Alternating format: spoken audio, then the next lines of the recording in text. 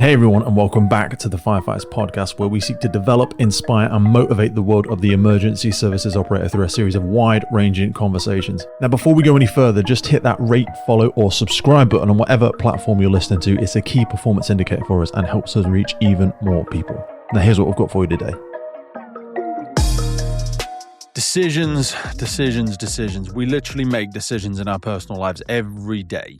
What to wear, what to do, what to eat, or programs to watch. Most of these have little, or maybe no, long-term impact on us, to be honest. However, sometimes we do have to make decisions, especially in our job, that'll have a greater impact, such as an incident or a job change, or maybe a move to further a career. Because at times we do make more significant decisions. The traditional problem-solving procedure is to define the problem, generate several viable options, select the most appropriate one, implement the solution, and finally, evaluate the outcome. In the fire and emergency services, we generally make two types of decisions: administrative and operations. Both can be tough to make, but both can have consequences that are far-reaching as well. Whichever is the case, you must make the decision. And before we go further into today's episode and why I've wanted to put one of these together, I think it's important just to say this. I am not an expert in any of this. Honestly, the longer I've spent around the fire service, the more I realize there's probably are no true experts. There's just students with different levels of experience. But what I have had the privilege of through doing the podcast, speaking, visiting firefighters and centers and services and departments all around the world, whether it's firefighters, commanders, psychologists, researchers, and leaders from all across the globe. People operating in different systems, different fire services, different incident command models, different risk environments. And over time, I've pulled lots of various things together, and I'm trying to bring some common threads here. The lessons, the patterns, the mistakes, the psychology, and also the operational realities.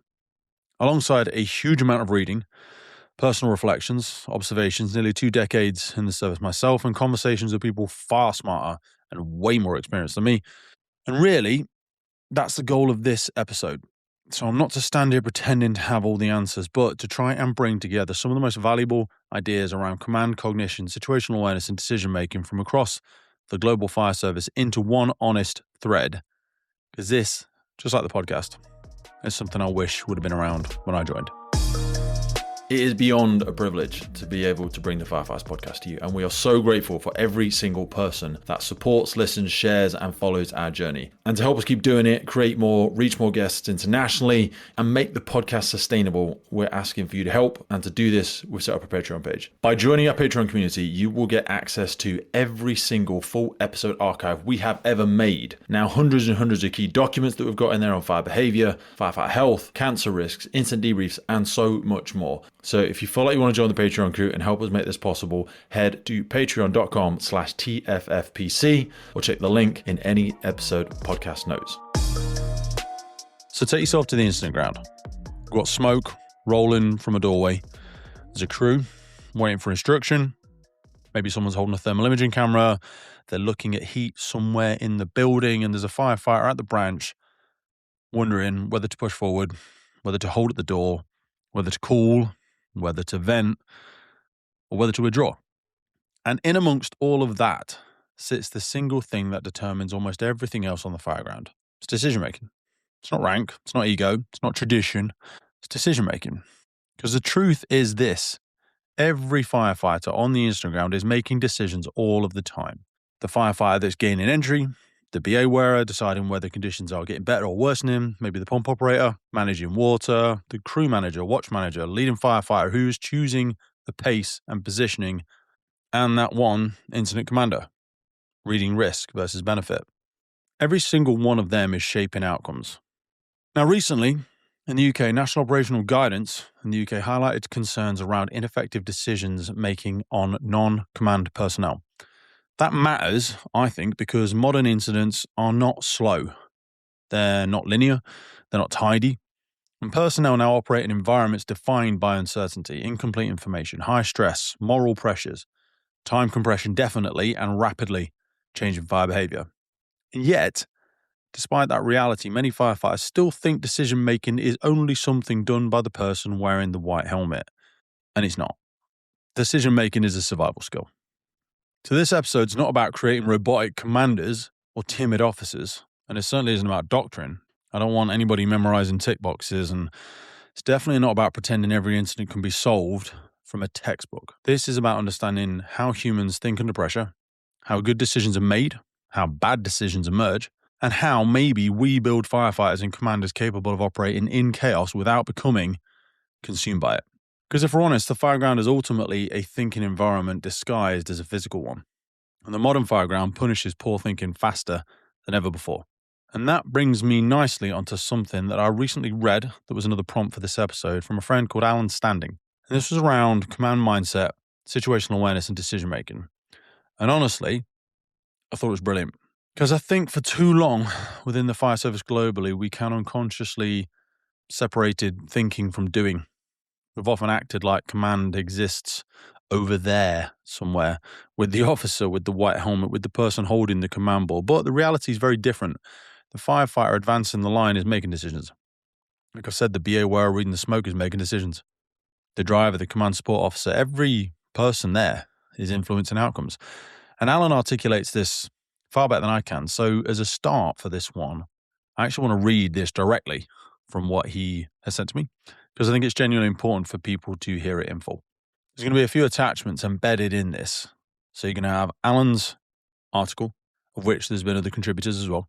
You're going to have some national operational guidance around decision-making, ineffective decision-making by non-command personnel, leadership and incident command nog, some situational awareness command nog, and I'm going to give you this entire episode as an article. So if you look underneath here, you can get those downloads for free. Right, let's get into Alan's piece.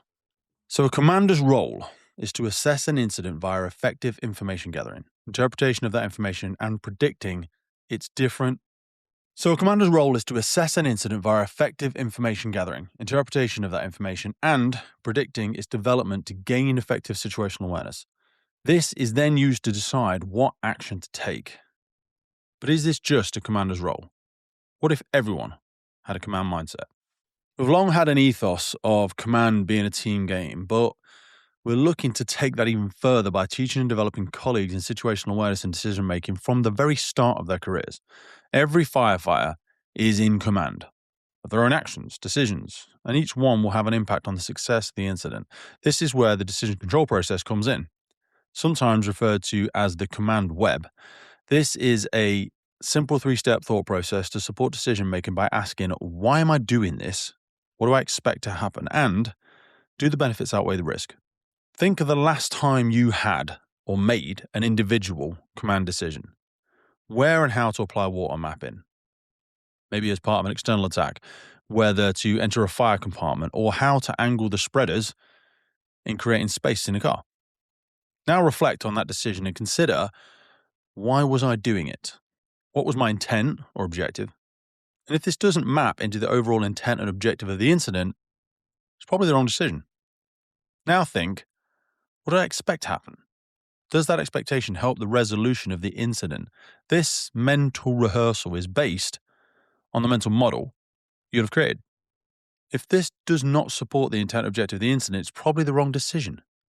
Finally, did the benefits of the decision outweigh the risk? If not, it's probably the wrong decision.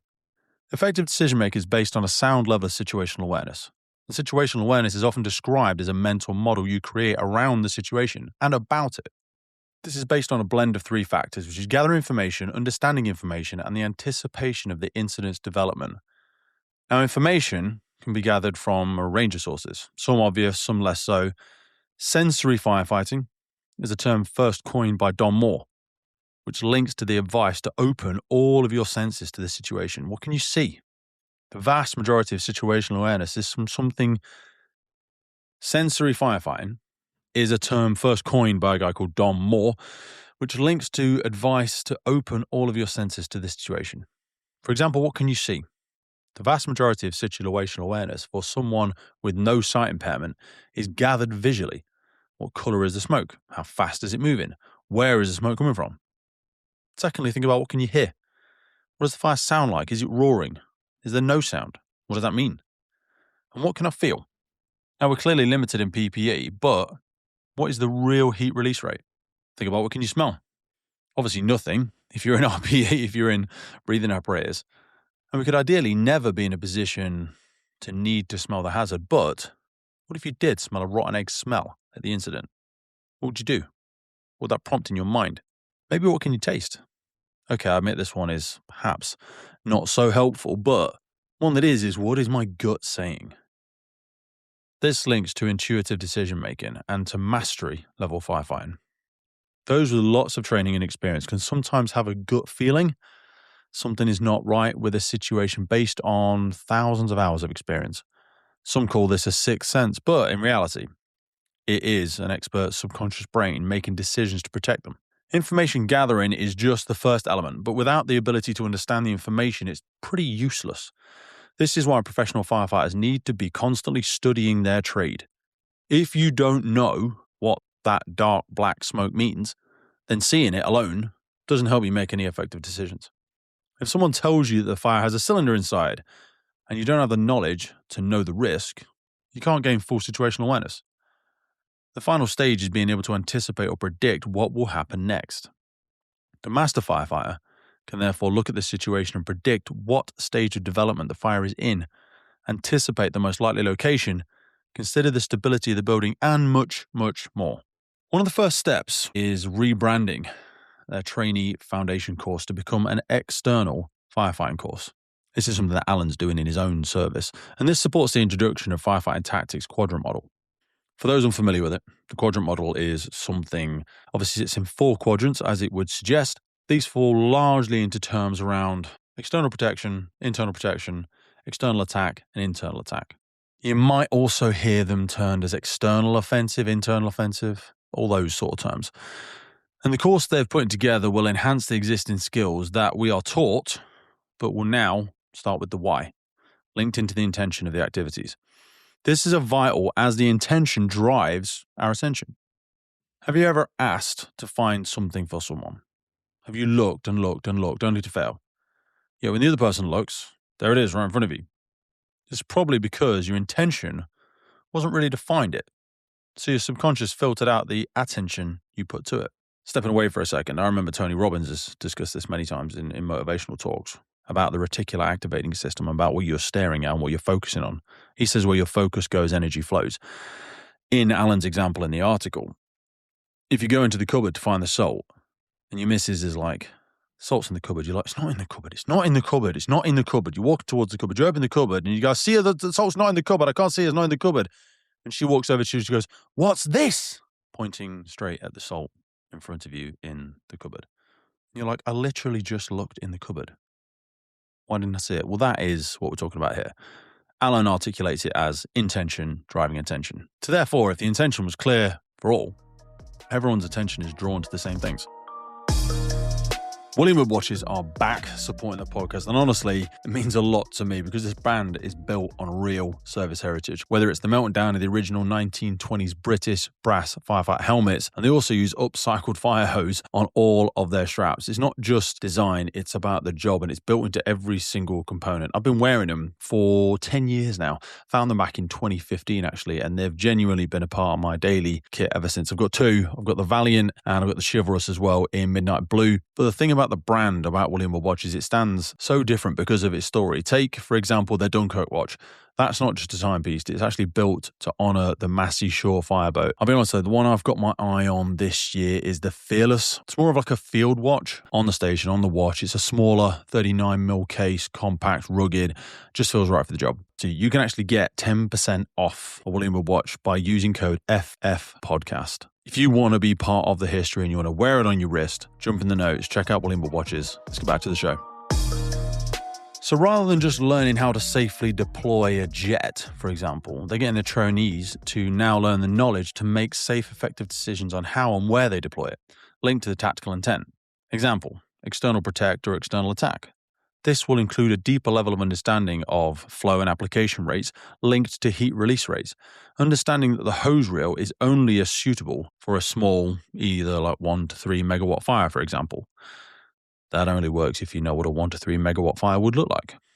Trainees will also expand their skill set to now learn other external tactical options such as Class A foam or CAFs or fog spikes. And to support the command mindset, trainees should be learning the basics of situational awareness and decision making to be able to apply their knowledge of fire development and dynamics effectively on the incident ground.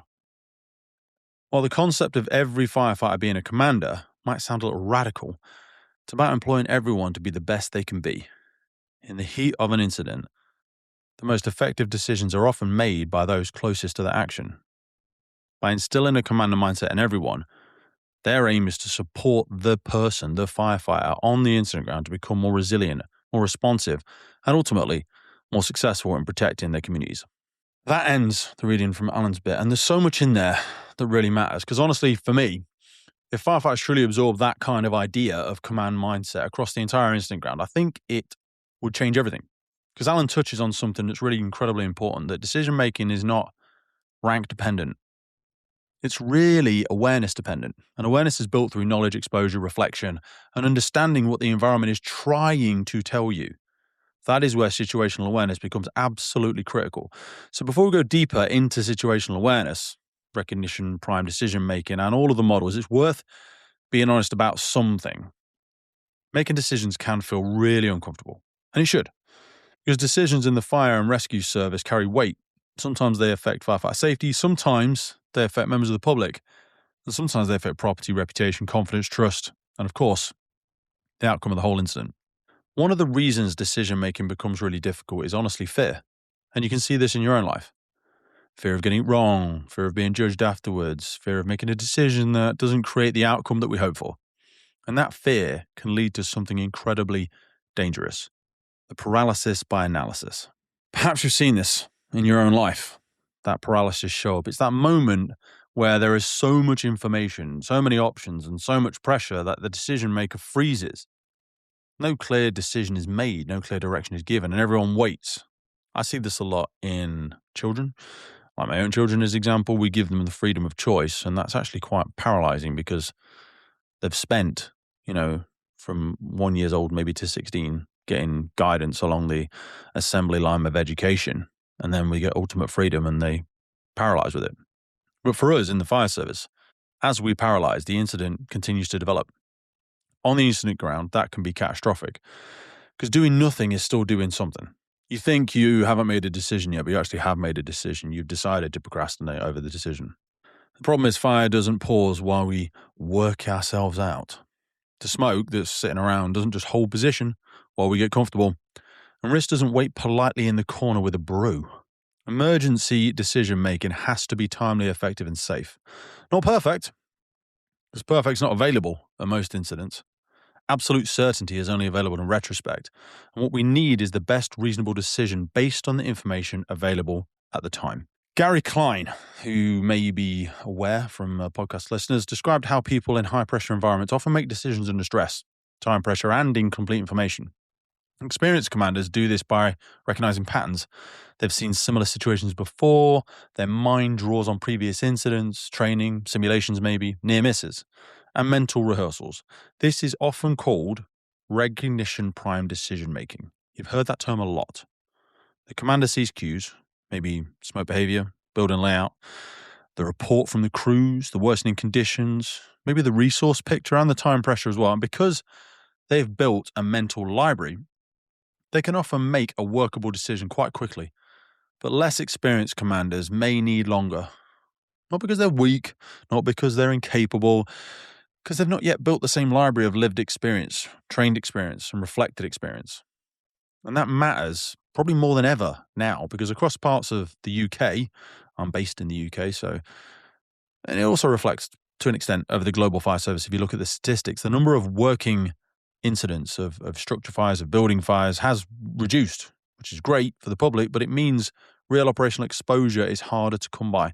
So we genuinely have to manufacture experience through training, realistic scenarios, command simulations, tabletop exercises. You haven't got to have a massive building to do this. Video-based decision-making is something you see a lot of.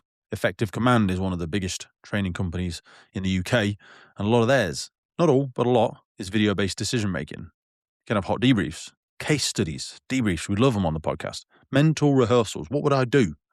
If you go back to some of the debrief episodes, you can print off some PDFs. Or if you send me an email, I'll send you some PDFs and you can have a think through and have a discussion at your watch table. What would we do at that moment? Because decision-making is a skill. Just like putting a ladder up, just like managing a branch, just like gaining entry into a door, or giving structured, informative messages over the radio. The more you practice it, the more fluent it becomes. That does not mean decisions become easy. It means you become more capable of making them under pressure. There's also a difference between operational decisions and obviously organizational decisions. Honestly, there's a big difference. So don't be convinced by people that have had very little operational experience decision making, because organizational decisions are different. Operational decisions are often made quickly, under a lot of pressure, and often with very incomplete information and immediate consequences. Organizational decisions, by comparison, usually give us more time. We can consult other people. We can gather some views. We can involve crews, managers, ops, non-ops, partners, stakeholders. We can test options maybe. But even then, leadership still requires decision-making. There will always be moments where you cannot please everyone. In fact, most of the time, you don't please everyone. They say you can please some of the people some of the time and all the people none of the time. There'll always be moments where delay becomes avoidance, to be honest with you. We see that a lot in organizational decisions. And there'll always be moments where the decision just sits with you. And that, for me personally, is leadership. I relish those moments where it is your decision. Gather the information. Listen to the people, consider the impact, ask whether the decision actually solves the problem, and be prepared to adapt if new information emerges. That requires some humility. Don't fall in love with your first plan. You're deciding to die on that hill of the plan that you came up with 30 seconds ago. If you get it wrong, own it. Learn from it. That final bit matters. And what's fascinating is that this is not just theory from psychology books anymore. Over the last decade or so, genuinely groundbreaking work involving Cardiff University, which I'm hopeful a lot of you have read before anyway, the National Fire Chiefs Council, and also Professor Rob Honey, and some contributions from Dr. Sabrina Cohen-Hatton, started examining how incident commanders in the UK Fire and Rescue Service actually make decisions under pressure. Not how we think they make decisions, but how they really make decisions. And in what was believed to be a world first, although that might just be what the UK are saying, because incident commanders were attending live operational incidents wearing helmet-mounted cameras so researchers could observe decision-making in real time. Helmet cameras are all over the world, so I don't know if that was a world first, but it says it was. MSA are supporting us on today's podcast, and I chose to partner with them because I've been wearing this stuff for nearly 20 years, and they are the global leader in development, manufacture, and supply of incredible, safe products that really protect people, not just our communities out there, but also first responders, most importantly, all over the world. Get yourself over to MSA and have a look at it. The high-performance protective clothing for emergency services responders. They also partner with us on the UK Pink Firefighters. That's because we love them. The helmets with the reflective visor, the F1XF, absolutely epic helmet. And not forgetting how they improve firefighter safety through their connectivity in the connected firefighter platform. MSA are always pushing the envelope, and it's a real privilege to be able to continue to grow our partnership together. So whether it's your PPE, your bunker gear, your helmets, your SCBA, your thermal imaging, your Luna, or your portable gas detection, both of us know that this equipment needs to work. It needs to be high quality, reliable, and dependable in the moment. And that's why I use MSA, because they know what's at stake. So think about that for a second. These weren't classroom simulations, no retrospective interviews, they were actual live incidents. And the findings were incredibly revealing. What researchers discovered was that commanders often relied heavily on instinct, previous experiences, and pattern recognition during rapidly developing incidents. Recognition prime decision-making, once again, exactly what Gary Klein had described years earlier. Experienced commanders were unconsciously comparing the current incident against thousands of previous experiences, training events, simulations, and mental models. And again, it's not necessarily a bad thing. Experience matters enormously, but the research also showed the danger of relying purely on instinct without consciously evaluating the current conditions, risks, and goals. From this research emerged something hugely influential, which we see at play all over the UK Fire and Rescue Service, and that is the decision control process. A rapid mental framework built around 3 core questions. What are my goals? What do I expect to happen? And do the benefits outweigh the risks? Something that Alan spoke about earlier. Sounds simple, but operationally very powerful, because it forces firefighters and commanders to consider, test their thinking instead of simply reacting automatically. Researchers then tested this process through immersive operational simulations. They did virtual reality house fires, they did some live burn scenarios, and they recreated Firegrounds at the Fire Service College, which is in Morton in the Marsh. And as a result, the stuff that came out really mattered. Commanders trained in decision controls demonstrated high situational awareness, more explicit planning, better communication of intent, less over-reliance on intuition alone, and also a lot better shared understanding across the crews. And perhaps most importantly, it proved that decision-making can be trained, not just experience gained accidentally over 20 years, which is when someone says they've got 20 years of experience and actually they've just got 1 year 20 times. This stuff was deliberately trained. That research directly influenced national operational guidance for incident commanders across the UK and led to the development of THINKS.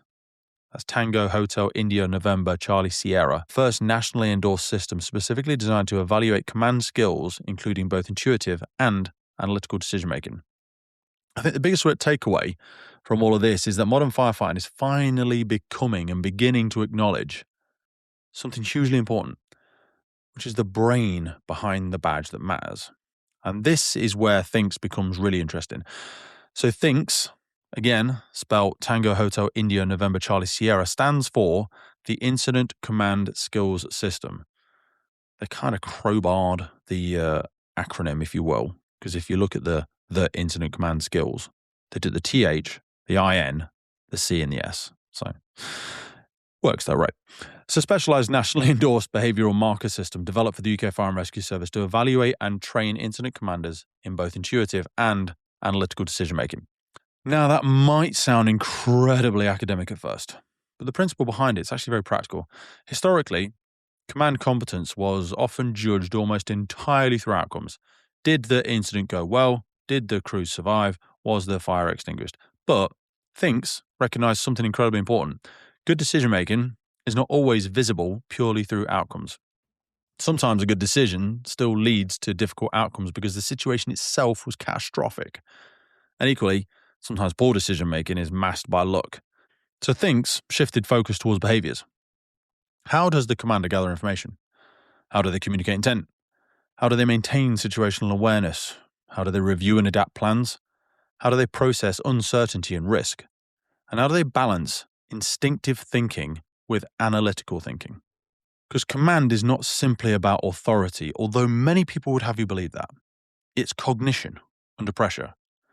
One of the really important things behind THINKS is that it acknowledges emergency decision-making requires two different but connected thinking styles. The first, as I've already said, is intuitive thinking. That's fast, it's automatic, it's recognition-based. This is what psychologists sometimes call System 1 thinking. You'll have heard that referred to in books that we've mentioned on the podcast before.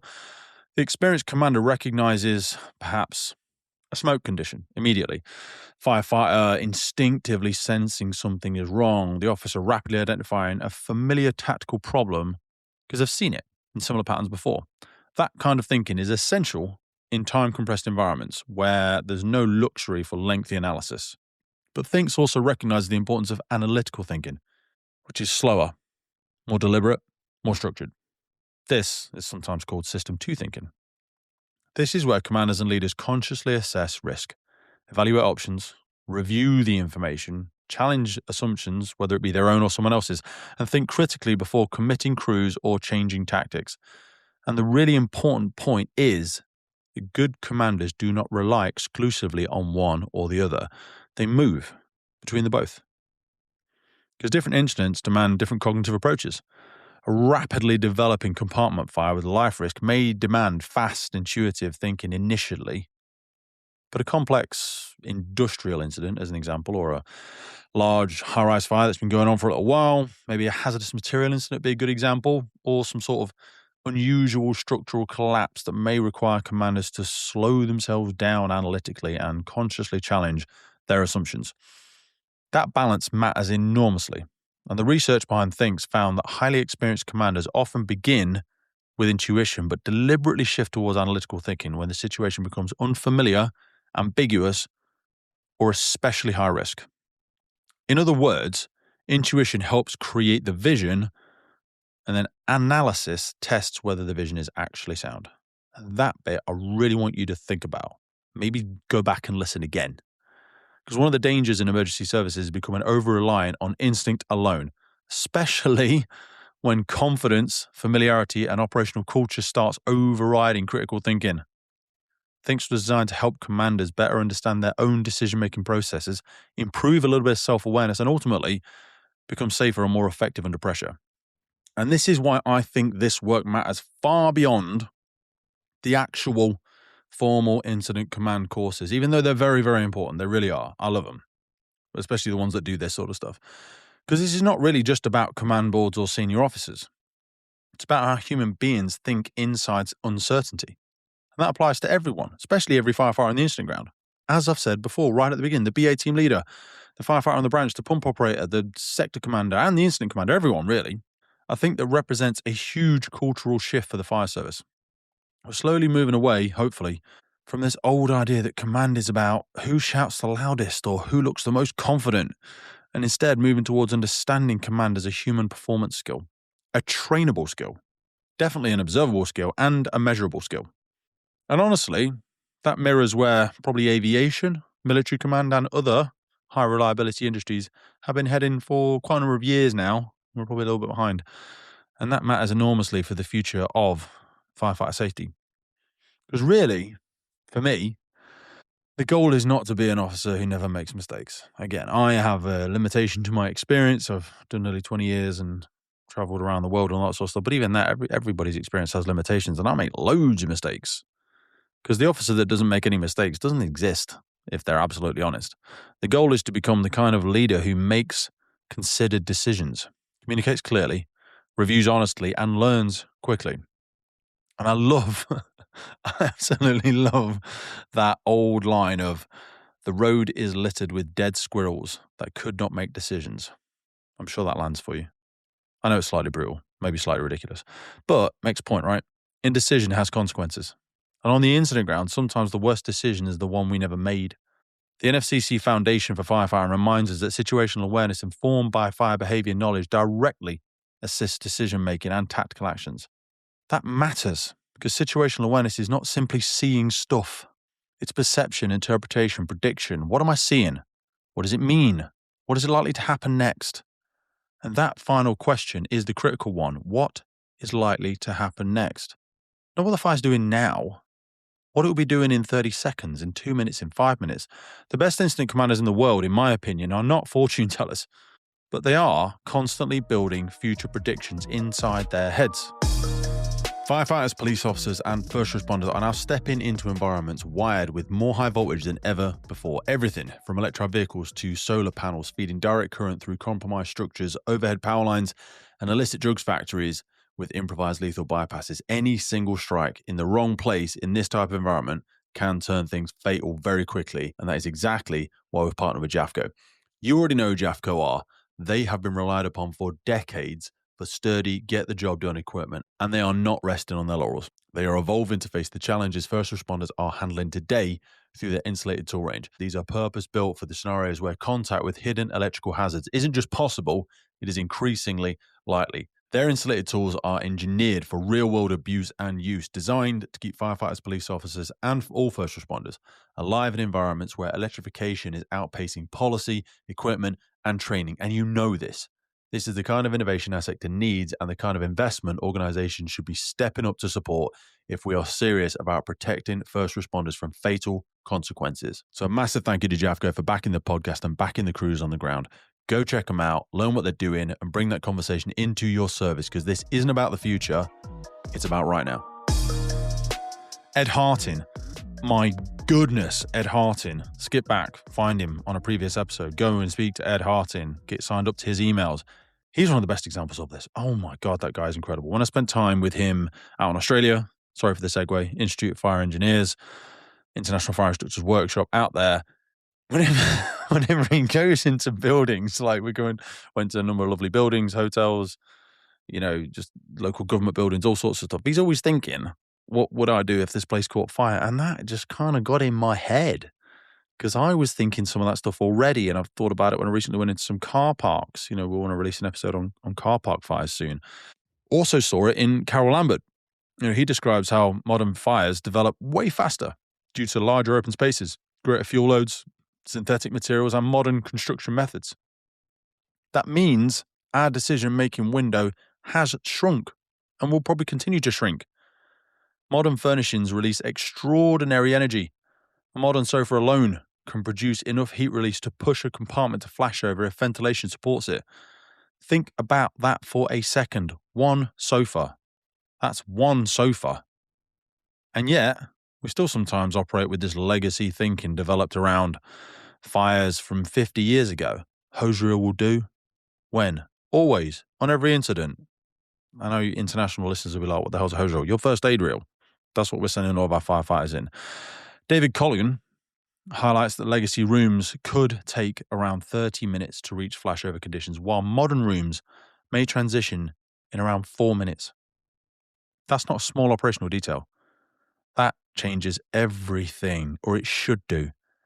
It should change search profiles. It should change aggressive firefighting, because it does change survivability calculations, changes water application urgency, or it should do, changes ventilation timings, changes tactical patience in our commanders, and it should change their command tempo. If your mental model still belongs in the 1970s, while your fires belong in 2026, you're behind the curve, aren't you? This is why decision-making begins long before the call. The firefighter who studies fire dynamics is building faster recognition pathways. Monkey see, monkey do. Yeah? The crew that repeatedly trains realistic scenarios is reducing cognitive overload in the moment. And the watch that openly debriefs, all of their mistakes, is improving collective judgment. They are crowdsourcing knowledge. Good decision makers are rarely born on scene. You don't want to learn to dance once the music starts. Those good decision makers are built before arrival. Now, there are broadly two ways human makes decisions under pressure. First, as we said, is the analytical thinking. Slow, deliberate, methodical, weighing options, comparing risks, building structured plans. Second, recognition, prime decision making, pattern recognition. This feels familiar. I've seen it before. Smoke movement looks wrong. The hallway feels like it might be influenced by the wind. The heat profile is deteriorating maybe. As we've said, experienced firefighters often operate through rapid recognition, prime decision making. Not because they're reckless, because their brain has built mental libraries through exposure, repetition, and training. The danger comes when confidence outruns competence. That is where the ego enters, and it's been in my life for many years. I struggled with my ego and got to try and keep it in check as much as you possibly can. Fire service has historically celebrated confidence, sometimes too much. Loudest voice in the room, not always the best thinker. Most aggressive firefighter is not always the most effective one. And experience without reflection can just become dangerous. John Taylor actually wrote something incredibly important in a book called Smoke Burns. If what you see conflicts with what you read, believe what you see. That's not anti-science. That's operational humility. Because sometimes the thing you read, the thing you were told in training school, that might be fifth-hand information. It's kind of the reason I started the podcast. I wanted to get to the source of the person that did the thing, that made the thing, that wrote the book. Because incidents don't care about your assumptions. Reality always wins. A firefighter who ignores changing smoke conditions because, we always do it this way, they're not experienced. They're anchored. Anchoring is one of the most dangerous cognitive traps in command. We become emotionally attached to our first interpretation. Maybe it's a kitchen fire, maybe it's just some other routine job. We might look at it and go, small compartment, maybe there's nothing showing. And then we subconsciously filter information that challenges our original belief. Meanwhile, conditions change. Maybe the ventilation profile shifts. Maybe flow paths start to establish themselves. Pyrolysis starts to build in there. Maybe there's a pressure change. The smoke starts to darken. Heat intensifies. But the brain wants consistency. The commander who cannot update their mental model quickly becomes operationally blind. This is why situational awareness is dynamic. You don't gain it all at once. It's like a passing river. You go and get it a bucket at a time. You can't just stand in the river and swallow it all. You need to be constantly rebuilding your situational awareness. Maybe it's every radio message, every visual cue, every thermal image observation, every report from the crews inside, every change in smoke condition. You're continuously answering those questions. What is happening? Why is it happening? What's happening next if we do nothing or if we do something? Carol Lambert's work on wind-driven fires demonstrated exactly how catastrophic poor flow path understanding can become. In the Vandalia Avenue fire, crews opened the apartment door and while immediately engulfed when wind pressure and superheated gas pushed violently into the hallway. Temperatures reached about 1,500 degrees in that hallway, and no firefighter survives that. And that's the brutal reality of modern decision-making. Sometimes one tactical decision completely changes the environment. Maybe we open a door too early. We ventilate without coordination. We delay water application for some ungodly reason. We advanced too high in the compartment, maybe. And we miss those crucial smoke indicators. One decision can turn survivable into unsurvivable. That is also why the non-negotiables that you've heard on the podcast before, discussed by Carol and John McDonough, matter so much. You've got to have some non-negotiables. Stay in low, control the flow path, cool the gases, put water on the fire quickly, use your thermal imaging camera.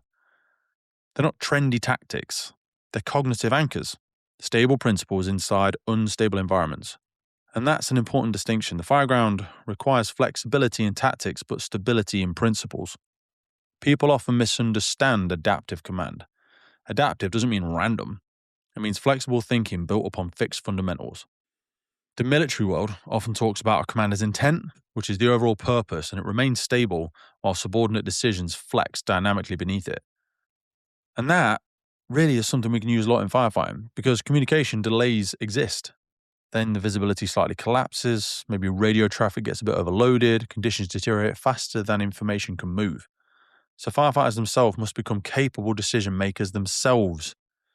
The actual BA wearer who's crawling down the hallway or hopefully kneeling in a 3-point stance in the UK may identify worsening conditions before the command can even hear about it over the radio. That firefighter must feel psychologically safe enough to communicate the concern, to slow things down, to challenge assumptions and change the tactic, or maybe withdraw if needed. Weak cultures kill good decision-making. Cultures where questioning equals weakness, cultures where aggression is mistaken for competence, and cultures where near misses are hidden instead of learned from. The best Fireground cultures create distributed intelligence. Everybody contributes to situational awareness. This is where leadership becomes critical. Quick pause, because I want to tell you about a new partnership we have with First Tactical. First Tactical builds equipment for people who work when environments are seriously unforgiving. And if you go to their website, you'll find kit is designed specifically for us, for firefighters, for police officers, technical rescue teams, fire investigation, hazmat, hazardous materials teams, urban search and rescue. This is honestly the equipment that you really want to rely on. It's built for real operations, real pressure, long ass days, and I genuinely use this stuff. Here's a few of my favorites. They've got their men's Defender short sleeve. I've got that in black. It's got a huge load of specialized pockets, base for all of our gears, the pads, the pens, all of the stuff. It's got them on the sleeves on both sides. Also got the Defender pants. These have got 28 pockets in total on them. It's mad. Let's be honest, we absolutely love the bags. I use their 25-litre specialist half-day backpack. The shoulder straps as well are strong AF. Like I say, this isn't lifestyle gear. It's built for real world, real operations. We talk about the realities of the job, and First Tactical is just the ideal partnership for us. So go take a look, firsttactical.co.uk. Now back to the show. Leadership is not merely giving orders. Leadership is creating environments where good thinking survives stress. John McDonough again describes how even the best strategy and tactics fail if they are mismatched against crew capability. That line should humble every commander listening because command is not theoretical chess. You're not commanding abstract resources, you're commanding human beings with varying skill levels, varying confidence, varying stress responses, fatigue levels, and experience. One of the greatest command failures globally is overestimating capability. Assuming crews can complete tasks faster than reality shows. Have you ever done that with your crews? Ask them how long they think an actual task will take and then time it. Maybe we assume conditions are improving when they're actually deteriorating. Assuming experience equals competence. Good commanders constantly calibrate. Can this crew realistically achieve this objective safely? Do they understand my intent? Are conditions outpacing capability? And what is the withdrawal trigger? The modern Fireground requires what aviation would call threat and error management. You assume error is possible because we're human, and then we build systems that catch it before the catastrophe. We might call them cross-checks, communication loops, tactical pauses you've heard me say before. Crew confirmations, might be command support, sectorization, gas cooling, flow path control. None of these remove the risk. They just manage the uncertainty. And uncertainty is the defining characteristic of emergency incidents, isn't it? I know I've been going for a while now, but I do want to talk a little bit about stress because stress changes cognition.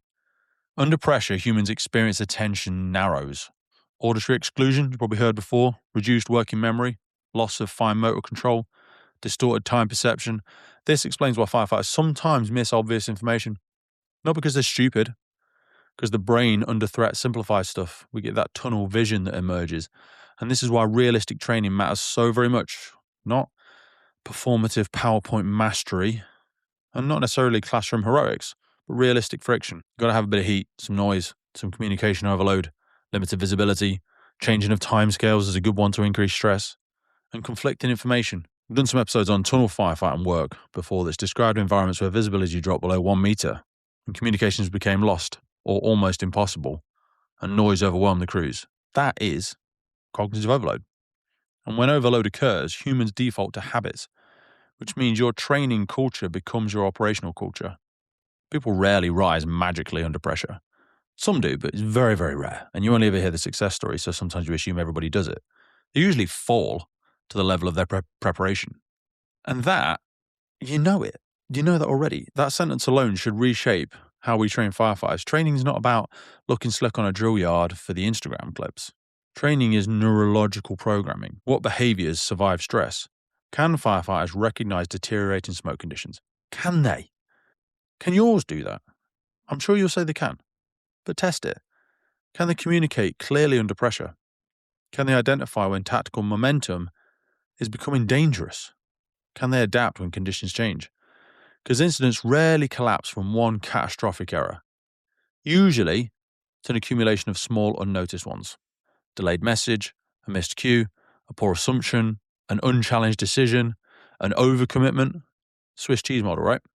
All the holes align. You've heard that one before. What's at the bottom? Tragedy.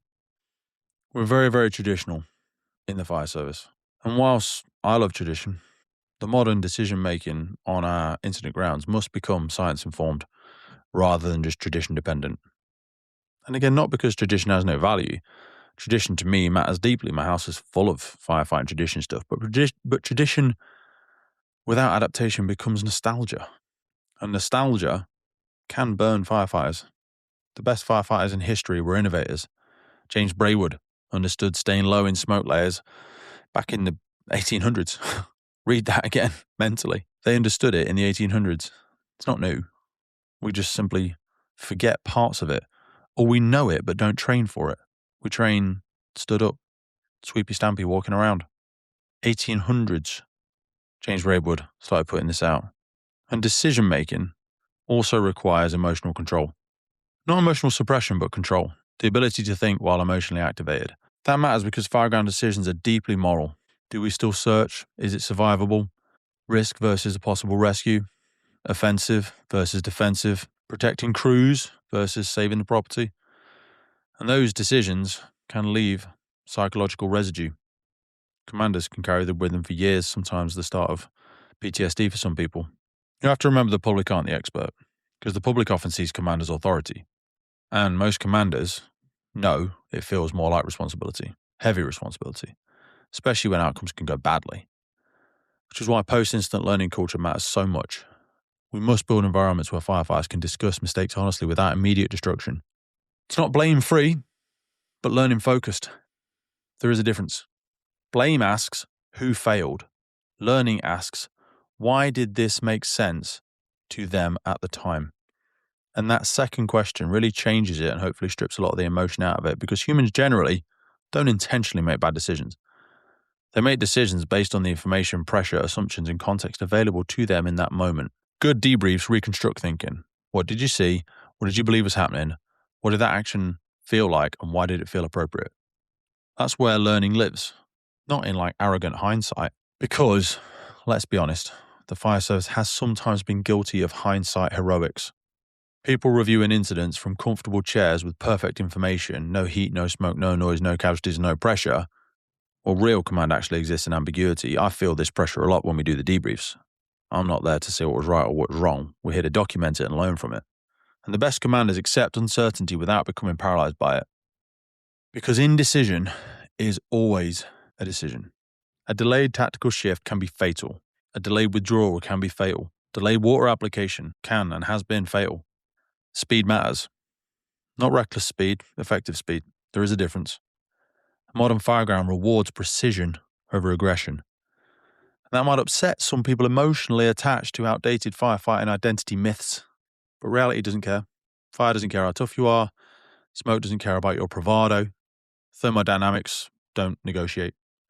Physics always wins. Always. And the smartest firefighters and commanders understand this. This is why humility is actually a command strength. The humble commander updates their model. We seek information, listen to crews, change our tactics when required, and accept uncertainty. Beware the arrogant commander because they protect ego instead of outcome. There's a difference because one learns and one defends their identity.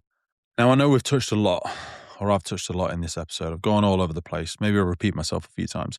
But there's one final thing that I want you to take away that matters enormously, and that is that decision-making is not merely about emergencies. Decision-making becomes your identity. Who are you becoming under pressure? Because any kind of challenge, any kind of adversity, such as the Fireground, is character revealing. It reveals people, it reveals preparation, it reveals character, it reveals discipline, self-awareness, and leadership. The firefighter who remains calm in chaos didn't magically discover that calmness on the scene. They trained it. They built it. They earned it. And this is why every firefighter, and yes, I said firefighter, not incident commander, every firefighter listening should care about decision-making, even if they never want a rank. You're already making decisions. Every incident, every training drill, every communication, every risk assessment, every moment of hesitation or action. You are shaping outcomes whether you realize it or not. So become intentional about it. Study fire behavior, study human performance, command psychology, communication, mistakes, study near misses, and perhaps most importantly, study yourself. Know your own biases, know your stress reactions, know your strengths, know where ego clouds your judgment, because self-awareness is one of the greatest operational safety tools ever created. The future firefighter will not simply need strength and courage. They will need cognitive agility, the ability to think clearly inside complexity. And that is where the modern fire service, I believe, must continue evolving. Not abandoning courage, not abandoning aggression when needed, but anchoring both inside knowledge, awareness, and intelligent decision-making. Because ultimately the Fireground is not won by the loudest firefighter. It's won by the firefighter who best understands what is happening and acts accordingly. And that applies whether you're a firefighter, leading firefighter, crew manager, watch commander, or chief fire officer. The rank doesn't matter. The thinking does. Thanks for joining me on this Instant Command episode. Stay safe, stay curious, keep learning, and I'll see you next time. Well, that's it for today, folks. Hope you took a lot away from that episode. We started the Firefighters podcast to develop, inspire, connect, motivate, represent, and most importantly, celebrate the world of incredible emergency services operators and the wider sector through this series of wide-ranging conversations. We really love creating this podcast and bringing it to so many people. Did you know you can also find these on YouTube? We do a lot of video podcasts now. You can head over to our YouTube page and follow, subscribe there. And as a final ask from us, whatever platform you're on, please rate the podcast. It really helps us as a key performance indicator to reach more and more people. I've been your host, Pete Wakefield. This has been the Firefighters Podcast. And wherever you are in the world, please stay safe, be happy, and where possible, please remember and support your firefighters and first responders. I'll see you next time.